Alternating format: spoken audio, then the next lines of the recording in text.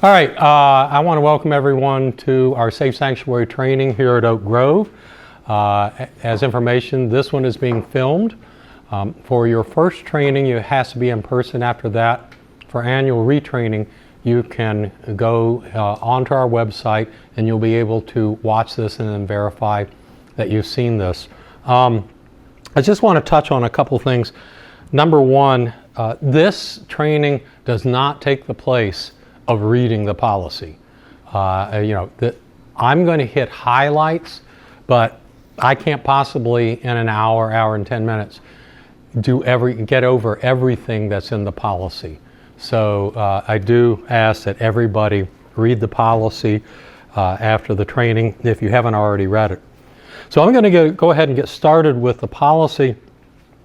Obviously, the policy is intended to protect our children and youth. We want to create an environment that reasonably safeguards them both physically, spiritually, and emotionally, but it also is intended to protect the adults. Okay? A lot of things that are in the policy protect both because, as you all know, all it would take is, even if it's false, one false allegation against an adult, and you never kind of get rid of that label. And so things that we'll talk about, like the two-adult rule and things like that, are intended to prevent that from happening. It applies to both paid and volunteer staff. So, if you're a volunteer in the nursery or whatever, it doesn't matter whether you're paid or volunteer. This policy applies.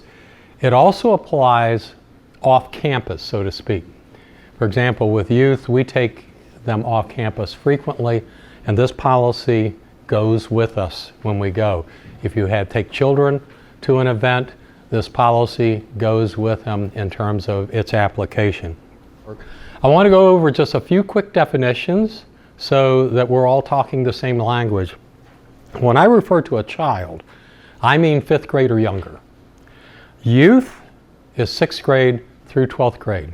Now, we do have what I call hybrid youth, because we define an adult as an 18-year-old. That's Virginia law, as an adult. But we have many youth who reach the age of 18 while they're still in high school.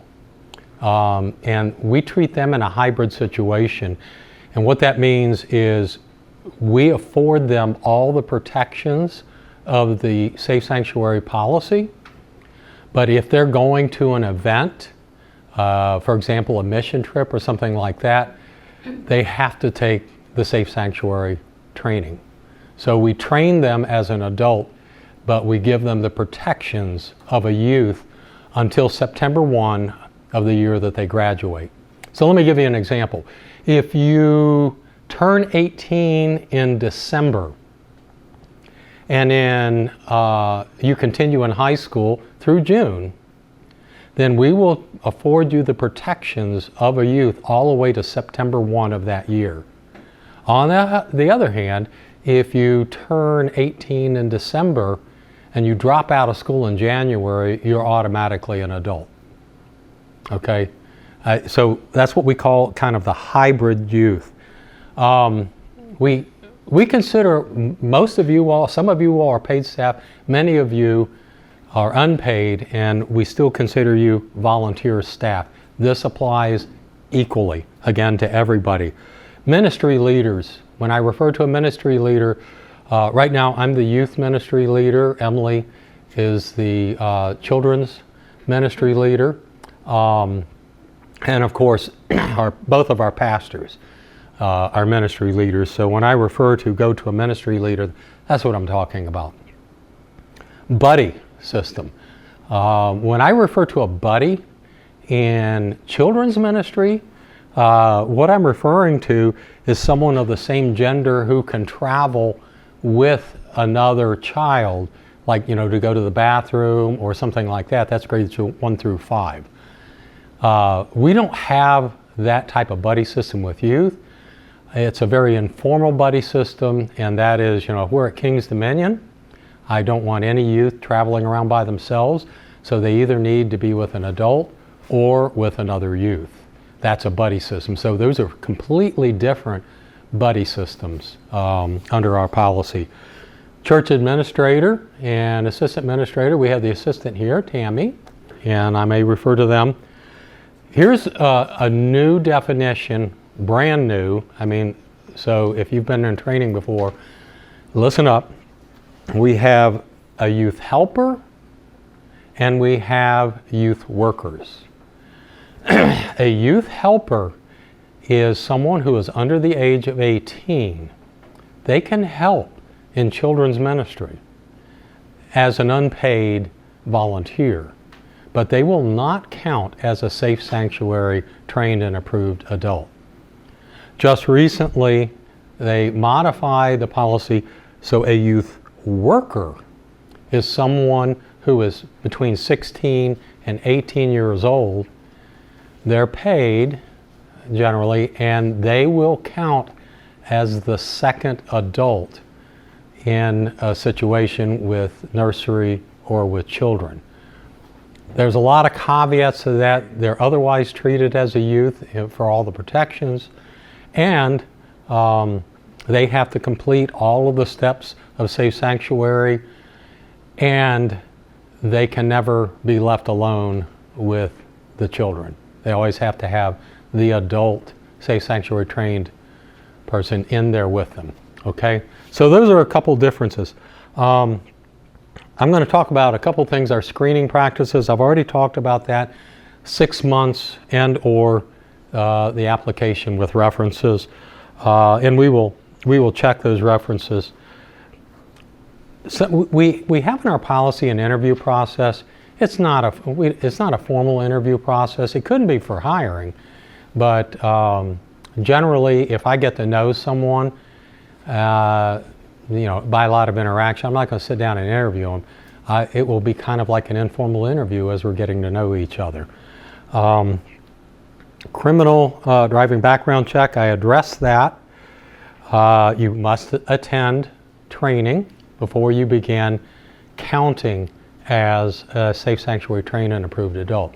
After this training, your criminal background check form will be sent in, and then the ministry leaders will be notified once it comes back, and then you are good to go as a safe sanctuary trained and approved adult. I do need the covenant signed, and the covenant basically says you're going to follow the rules. You're not going to smoke, drink alcohol, take illegal drugs, other stuff like that when you have children or youth under your supervision. All right? And that's part of the pledge. The last thing I'll mention before I get into screening practices with supervising the actual children and youth is our insurance company requires us to do this training annually. So let's talk about supervising children and youth. The number one thing is the 2-adult rule. We try to always have 2 safe sanctuary trained and approved adults. I can have other adults there that are not safe sanctuary trained and approved, but I have to have at least 2 there. Parents can visit, for example. That's not a problem. Even if they're not on youth nights, when we used to play basketball a lot, we'd have other people come in to play basketball, but I had to have 2 safe sanctuary trained and approved adults in there keeping an eye on things. We have ratios, and I don't expect you all to memorize these. These are in the policy, but just to give you a sense of them. If they're 0 to 12 months old, it's a 1-to-3 ratio, adult to child ratio. 12 months to 24 months, it's 1-to-4. 24 to 36 months, it's 1-to-6. And 3 years old to 17 years old, it's 1-to-9. With one exception in preschool kindergarten, but that's not something you all need to worry about. Signing in and signing out. I want to talk about this just a little bit because youth and children are completely different. All right, we have a sign-in process for taking children in to Sunday school, even really up through the middle school, and then they must be signed back out. One thing to always remember is if someone who is checking a child in is not going to be the one to pick them up, it really should be told to the people who are handling the sign-in. Why? Why, you say? Well, you know what? There are a lot of issues out there, domestic issues, where, I'll pick on dads, where dad is not allowed to have any custody. But he knows mom goes to church every Sunday and puts the child in childcare. And so he comes in the middle of the service and goes, and Junior said, "Daddy," very happy to see him. And so you have this sense, oh, it's okay. Not unless you have been told they're going to pick him up. Okay? We just need to be careful without that. What about youth? There is no sign in and sign out with youth. What I tell parents at parent orientation is when your youth darkens the door, we take responsibility for them. When they walk out the door, they're on you. We don't take responsibility for them. We used to do check-in and check-out for youth. Parents hated it. We hated it. And several of the youth drive themselves, so it's kind of hard to check them in and check them out to a parent. So we don't do it in youth, so that's completely different. Preschool has their own check-in, check-out. I'm not going to address that because if you're ever helping with preschool, they're going to tell you, usually, the administrators anyway handle that. All right? Again, if you have a question, you raise your hand and we'll answer it. The most often violated policy we have, anybody have a guess? Name tags. If you're working with children and youth, you are supposed to have a name tag on. All times. All times. Okay? I violate it a lot when I forget. I have a name tag in every vehicle so that I have one with me unless I walked here. Okay, so that's an important one because if something happens, a child or a youth needs to be able to identify what happened and who it was. Okay, so we really need name tags. Age limits.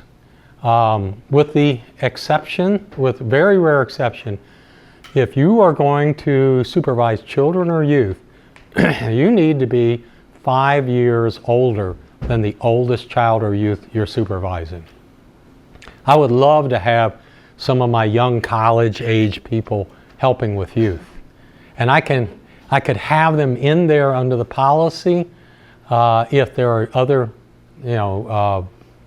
safe sanctuary trained approved adults, but we just generally don't do that. So an 18-year-old can supervise children and be a safe sanctuary trained approved adult, but they can't supervise youth. Okay? Unannounced visits, parents are always welcome to make an unannounced visit. We're not afraid at all to have parents in there, whether they're safe sanctuary trained, approved or not. As I mentioned, as long as I have 2 safe sanctuary trained and approved adults in there. I've addressed the buddy system, dismissal, restroom. Obviously, this doesn't apply to the youth. They handle those things on their own. But in the lower grades, they can travel with a friend or 2 adults. So the much younger children, if they need to go, like in the preschool or something like that, they go as a group. One thing that the policy draws out is if you have a child in there who needs to go to the bathroom and you have an adult who takes them to the bathroom, the first thing the adult needs to do is go in and make sure the bathroom is empty. Okay? Once you've done that, you let the child in, but you keep the door propped open. If the child has some issues and needs help, then you prop the door open and you prop the door open of the stall to go render help. The whole point is maximum visibility of you, okay, to prevent anything and any accusations. I'm going to talk about one of the hardest things we have in youth ministry, and it can be difficult in children's too. And this is special times of interaction. You may not engage in isolated one-on-one interaction with a child or a youth. Now, every word in there was very important, okay? Number one, we start out with the two-adult rule. But over the years, we have found that doesn't always work. Maybe an adult doesn't show up. Maybe an adult gets sick and has to leave or something like that. And so when you only have one safe sanctuary trained and approved adult, when necessary, I'm not saying when convenient, when necessary, you can continue with that class, but the door has to be open or it has to have a window. You need physical separation and the room needs to be well lit. Okay, so you take those extra precautions. The word isolated is intending something different. I've had situations where a youth was going through something really tough and wants to talk to an adult. And I'll give you an example. One time I was sitting at the top of the steps just outside of the youth lounge with a young lady, a lot of tears. We were sitting there for quite a while, and then I suddenly realized I started getting a little scared. I may be the only adult here. I can't be in that situation. I have to leave. And I don't want to, because sometimes that's going to be the only time they open up. But that may be, hey, let's meet at Starbucks or something like that. The time I was up here, it literally went on for 2 hours. Back then, some of you know him, Dana Young was our custodian. Dana was Safe Sanctuary trained. So he mopped the floor at the bottom of the steps about 50 times, because he knew that I could not be left alone with this young lady. And every once in a while he'd call up, everybody okay up there? And just, so he was keeping me from violating the policy, from being isolated. You're isolated when there's nobody else here, okay?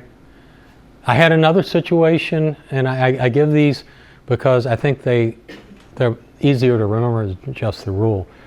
I was at a church council meeting. We were in the conference room, and one of my senior high girls came in tears. There was nothing going on here with youth, so I knew she was seeking out, one of the leaders. So I ran out and said, what's going on? Discerned that we needed to have a talk. So I'm trying to decide where to go, and I ended up going to what is Pastor Brittany's office right now, because it's got a great big glass window.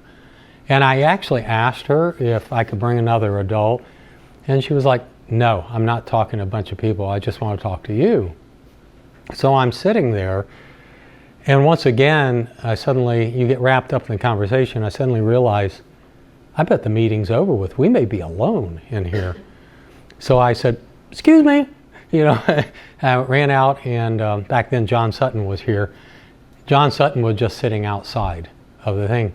And I said, what are you doing here? He said, you can't be left alone. I said, thank you. Let me see if she'll let you in. She did at that point let him come on and join us. So it's very important. Don't be in an isolated situation. You have to separate. You just can't put yourself in that position. When you have a one-on-one situation that's not isolated, you're in a room but other people are around and everything, you need to, after that, let the ministry leader know, or if the ministry leader thinks it's appropriate, let the parent know that you had this session. It just needs to be very transparent, okay? Now, if the parent is the problem, that's probably not who you contact. So, you have to use judgment. Talk to the ministry leader or the pastor, either one. So again, I know I keep saying this, well-lit room, door open if there's only one adult in there. Some other rules. Children, kindergarten or older, never on your lap. Okay, that's a policy. kindergarten, or unless they're your own kid or something like that, but never on your lap. I've had, back a few years, I had a lot of problems with that. No touching against a child's will. No creating an uncomfortable environment. No excessive roughhousing. No carrying children on your shoulders and everything. Now, this doesn't prevent appropriate and welcome hugging or appropriate discipline to save someone from being harmed or something, but you need to be careful about physical interaction. Now, you need to take some care in hugging too. Some kids and teenagers don't like to be hugged, okay? And if there's somebody who doesn't like to be hugged, you should not initiate it. You get to know, like with the youth, you get to know them. If they hug you, then you can hug them back, all right? But there's different ways to hug. If it's, it can be difficult if you're in the youth room, for example, and as teenagers come in and you give them a hug and then someone new comes in, it's that awkward feeling and everything. So if you're ever going to give them a hug, it would be a one-arm hug, okay? I kind of break hugs down into three. There's a one-arm hug. And you know what? If they don't like to be hugged, you'll feel them tense up. And that is like, do not hug this child unless they initiate it in the future. Then there's the apex hug, where you just kind of lean forward and pat each other. And then there's a full-on hug, and we had a pastor 3 pastors ago who wanted a rule against any hugging of children and youth, and I refused to do it. I told him that, number one, I'm a hugger. And for some children and youth, that is something very important. I had one youth whose family did not go to church, and someone asked her one time, "Why do you come to youth group? Your family doesn't go to church." And she said, "Because the youth leaders hug me. My parents have never hugged me. I know my youth leaders love me." So you never know what the importance of it is. For me, if it's a youth who comes up and gives me a full hug, I will hug them. But I will try not to initiate the hugging, and that's a good thing. So I'm going to switch gears for just a minute. We're going to talk about the social media policy, and then we'll return to the Safe Sanctuary policy. The social media policy is like 7 pages, single-spaced. I'm going to get through it in less than 10 minutes. So time me, okay? My number one rule, and this is a rule I used to give in training at Norfolk Southern: never put anything in writing that you would be embarrassed to see on the front page of the newspaper. If you follow that rule, you're going to get it right 99% of the time. If you think about context or whatever, putting this on the front page of a newspaper, then, and you're like, I would be fine with that, then you probably are okay. But just remember, whatever you write potentially never goes away. All right? There's metadata. There's data that can be harvested. If you think you've deleted something from Facebook, I'm sorry, it's still there. Instagram, all those, it is still there, and it can be subpoenaed to bring up that data. So no matter how many times you delete something, it exists somewhere. So don't put anything in writing that you don't think, don't purport to take positions on matters if you're not the official representative. For example, don't say, well, at Oak Grove, we believe President Trump is the best, or something like that. You can't do that. You're not a representative of Oak Grove.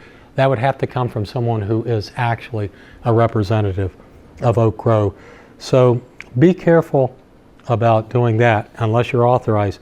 Be careful with sensitive or confidential information. If you're working with children or youth, you may be told some information about medical issues or something like that. That is given to you so you can properly oversee them, Don't be sharing that with people who don't need to know. All right. Posting of pictures of others. We can't post pictures of minors without permission. Okay? So if you're taking pictures, you should not be posting them. We certainly won't post them on the Oak Grove website. Now, every single youth event has that we go out has a permission slip, and on that permission slip, and the same thing goes with children, on that permission slip it gives us permission to post pictures on the website and social media. So if parents don't want their kids' pictures on the website or social media, they need to tell us. And it can be important. Okay? I had one youth who we were not allowed to take pictures of. She was in hiding from an abusive father. And they knew he was searching to try to find her. And so her picture couldn't be anywhere on social media. So, Howie, I had to get to Howie first, and say, don't take pictures of her, okay? Please, if you're copying things, observe copyright laws. Don't get the church in trouble.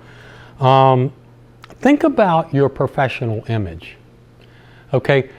People post a lot of stuff on social media. And you know what you post on social media, for the most part, is up to you.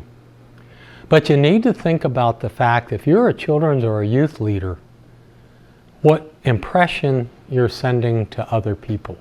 So I'll give you an example.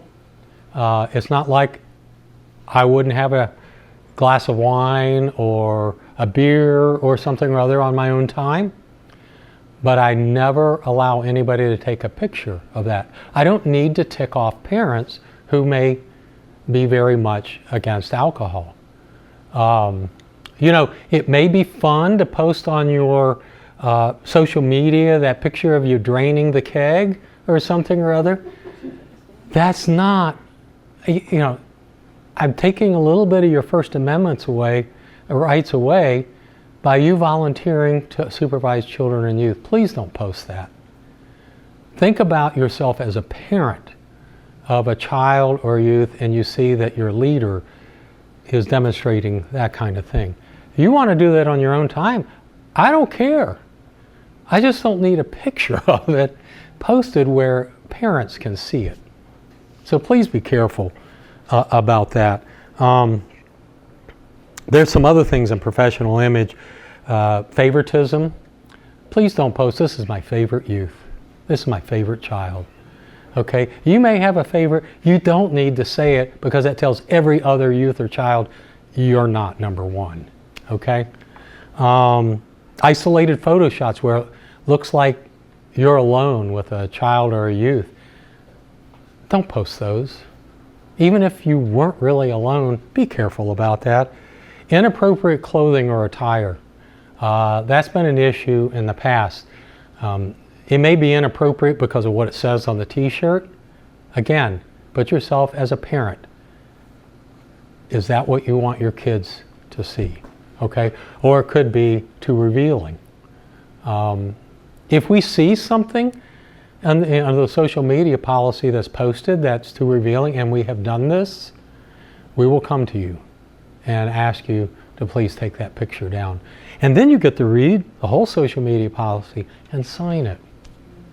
And if you violate it again, we will come to you and we will make a decision whether you are no longer going to be safe sanctuary trained and approved.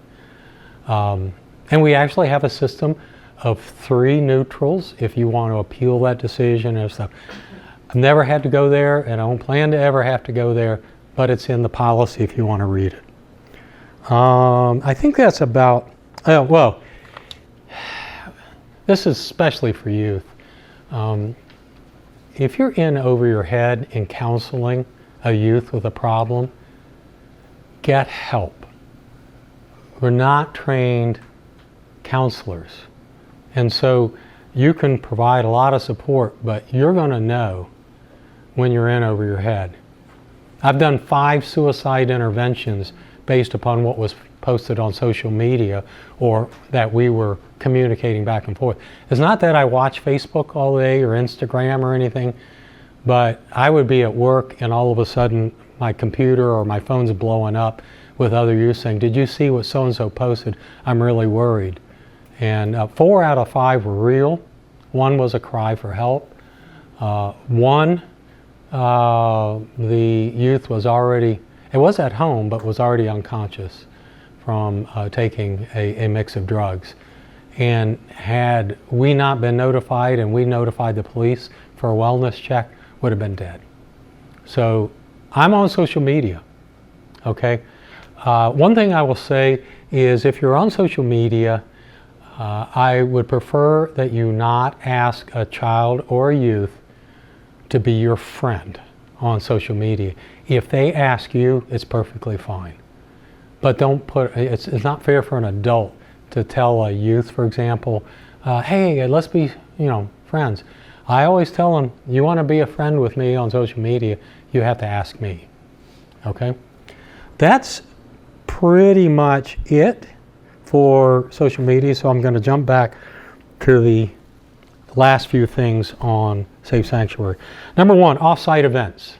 When we go off-site, especially overnight events, if it's a co-ed, if I have both girls and guys, then I have to have both male and female chaperones.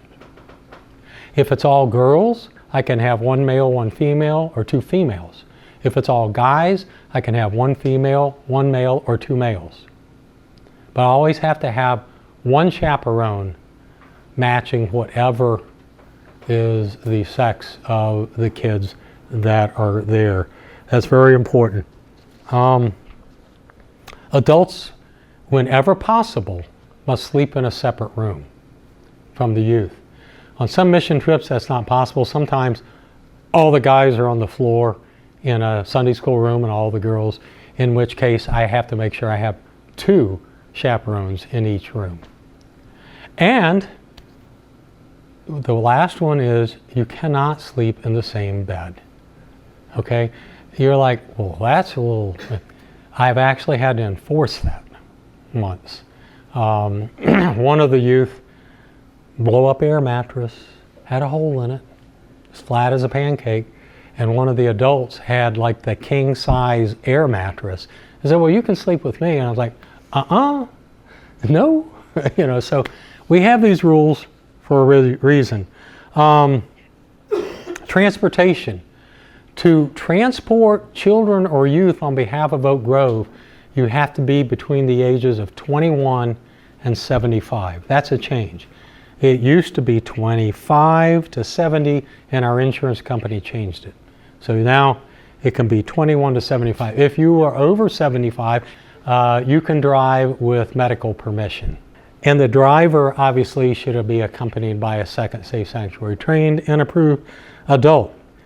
It's very important, if the ministry leader is not the trip leader, that the trip leader tells the ministry leader who the chaperones are, because the ministry leader is the one who knows who can drive and who rides shotgun. So that's why we need that done in advance. Permission to drive the 15-passenger van is a completely different thing. It's governed by the trustees. There's a very short list of people who are qualified. And if you're going out of town, you have to have 2 van qualified drivers when you do that. If you want to be qualified as a van driver, let me know and we'll put you through the test. We just added 2 recently. No event can have just 1 youth and 1 adult in the vehicle under our policy. Now, there are situations where that might happen, and that can only happen if the parent or guardian signs a piece of paper that says, I recognize this is contrary to the Oak Grove policy, and this is not transportation being provided by Oak Grove. It is being provided by my friend who is, taking my son or daughter there, because we want to separate it from being Oak Grove provided transportation, because that's isolation. just two in a vehicle. Now, you can have, again, preferred to adults, but we have many events where we don't have enough adults to have two in every vehicle. So you have to have at least two children or youth or more in the vehicle. Again, no one-on-one. Is that clear? To be safe sanctuary trained adults in a room, you cannot have a married couple as the only two adults in there, because there is immunity, spousal immunity in Virginia, and so a spouse cannot be required to testify against another.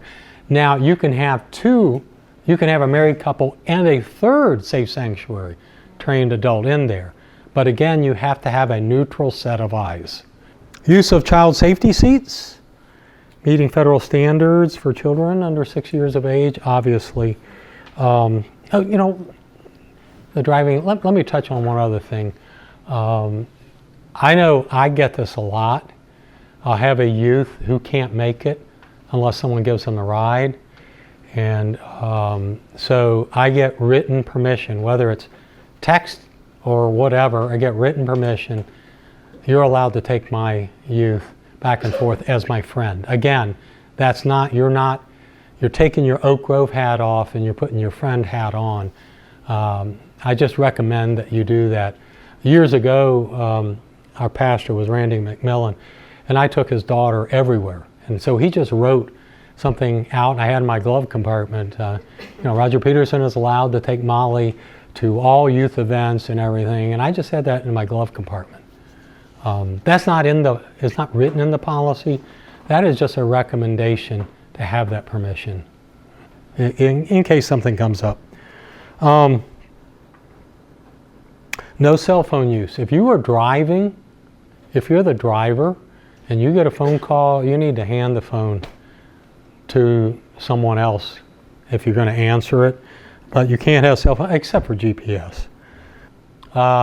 Believe me, as a driver of a 15-passenger van with 10 teenagers in there, attention to driving is about all you can do. Yeah, so that's kind of an important one. Also, if you're the driver or the adult, permission slips are so important. When we go off-site, we should have a permission slip for every youth or child, okay? Why is that so important? There's three things that are on that. Number one is permission to have your child or youth. We need to have that evidence of permission. Number two, and probably most important, there's medical authorization.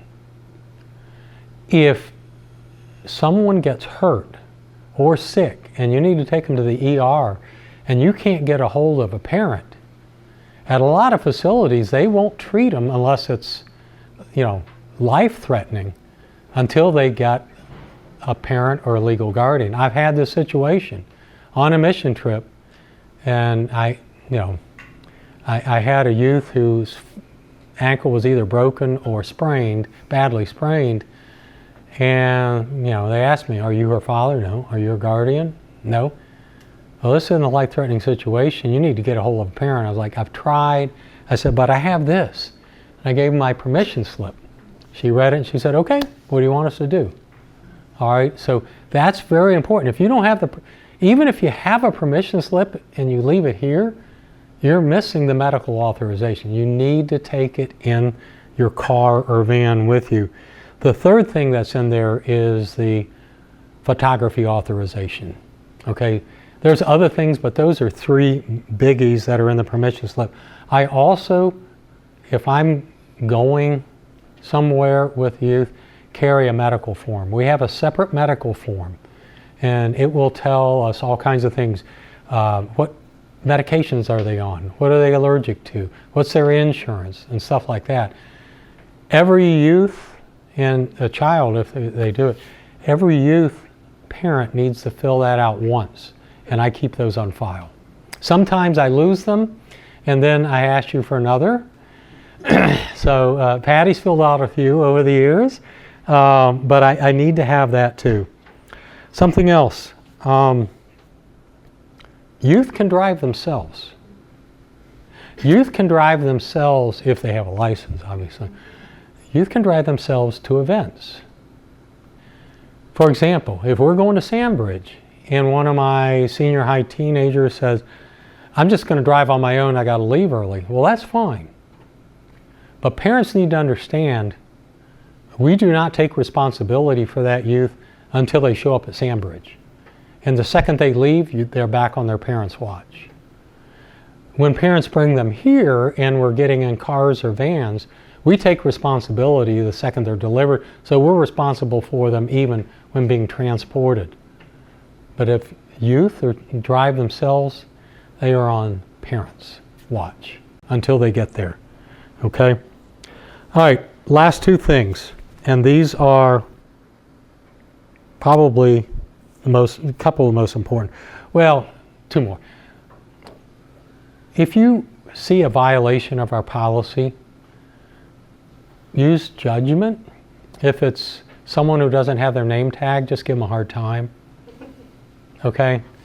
If it's something a little more important, come to the ministry leader and let the ministry leader address it. Okay? Because we'll have some idea of what to do.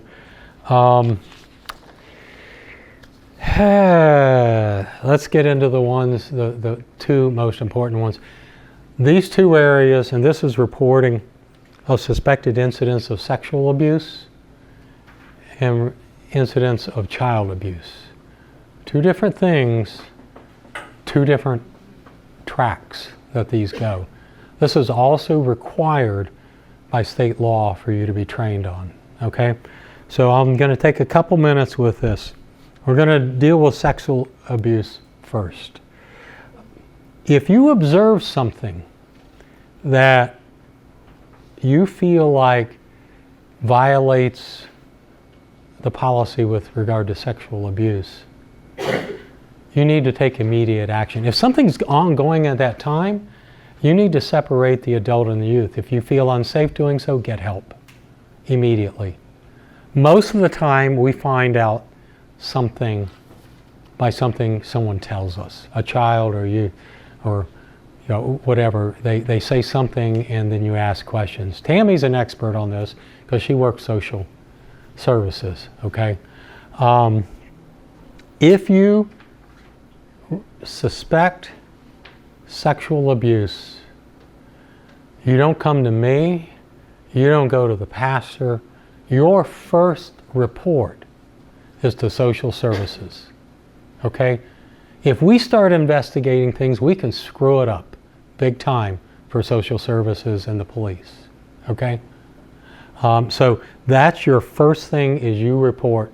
That's if you even suspect it.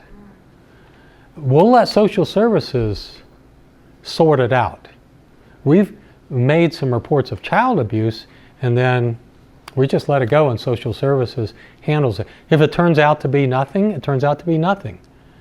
Okay, but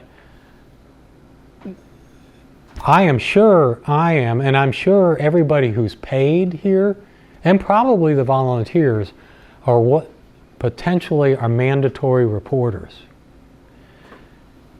That means if you become aware of potential sexual abuse and you do not report it, you have violated criminal law yourself. So, no, you don't even need to be close to sure. If you have some doubts, that's okay. Protect yourself, protect the child, report it, okay? And then after it's reported to social services, and we have the phone numbers of all of the social services in this area. So which one do you call? The jurisdiction where the child lives. So even if you learn of it here, but they live in Virginia Beach, you call Virginia Beach Social Services, okay? Then your next contact would be to notify the pastor, all right? And or the supervising ministry leader, Emily, me, preschool, Something else you should do is document everything the child or the youth told you. Because by the time something like that might be prosecuted, months have gone by and your memory can begin to play tricks on you. Okay? So write down everything that made you suspect something was going on.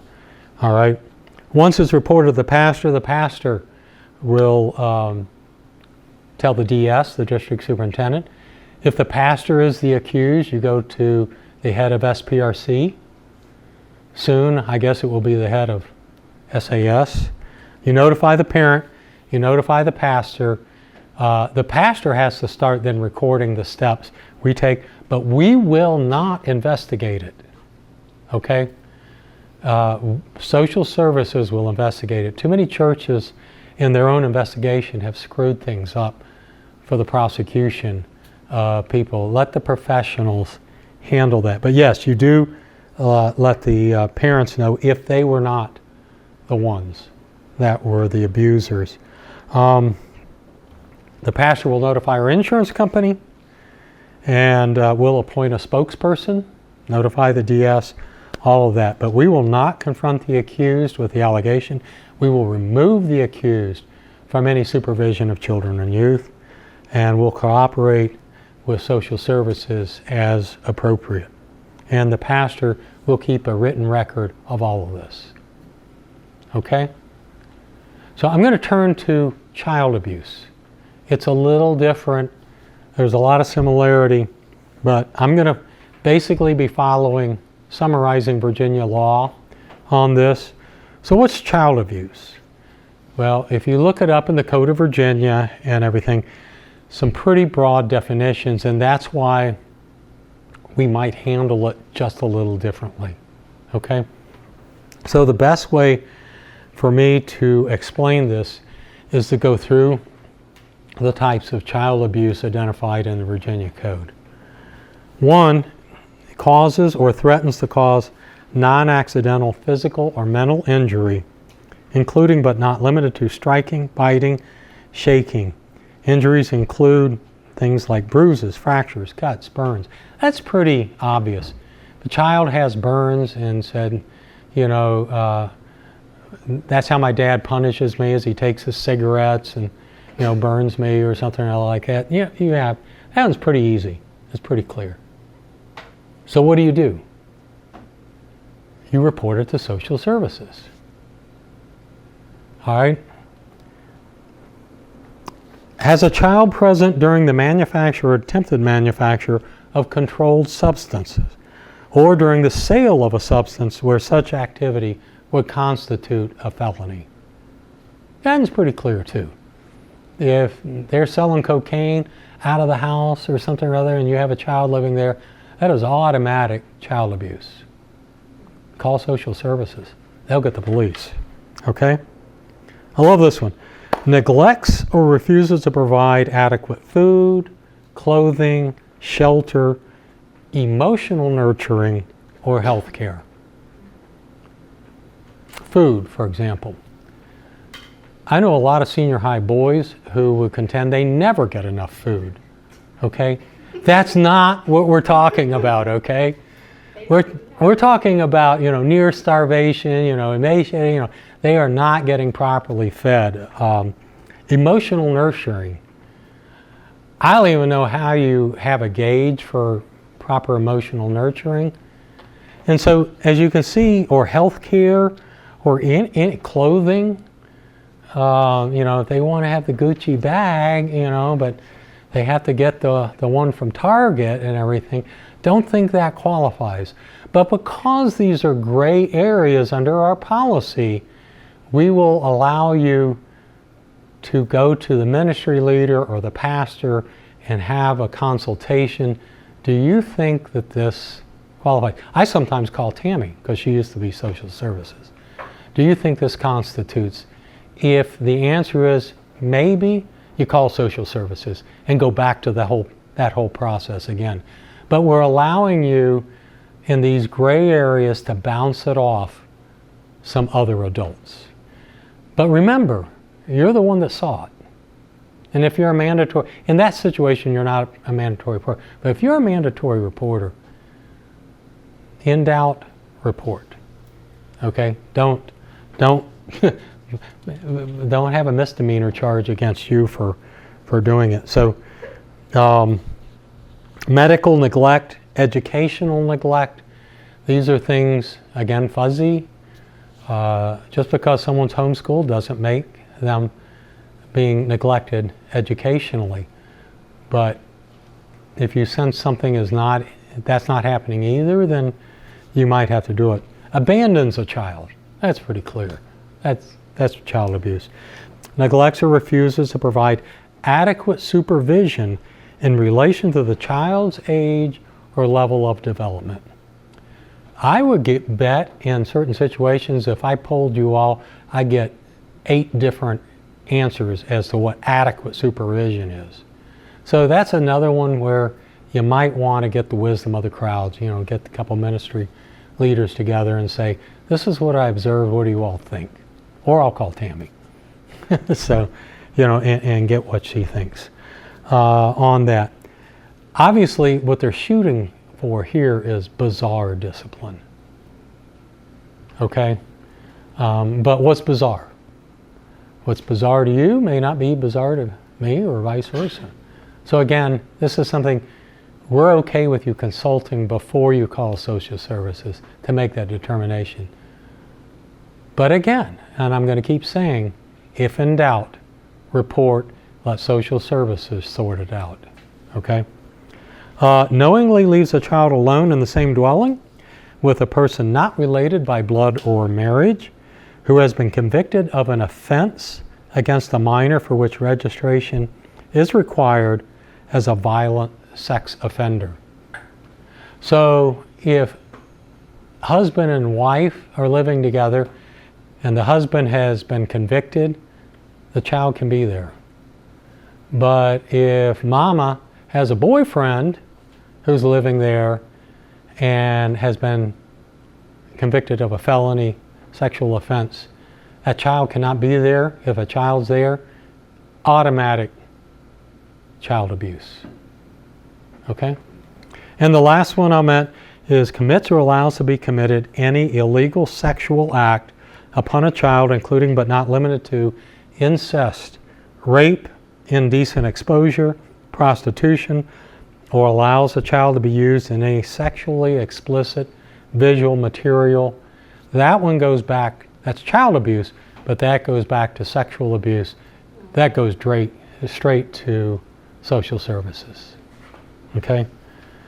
Document. You witness something, document it. All right? If it's a fuzzy area, you can consult with the ministry or the pastor. But if in doubt, I'll say it one last time, if in doubt, report it and let the professionals work it out.